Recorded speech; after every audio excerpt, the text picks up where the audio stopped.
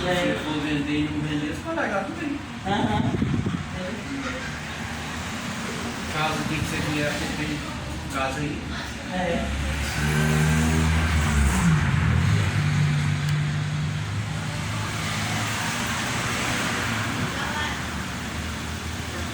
É, eu sei que é. O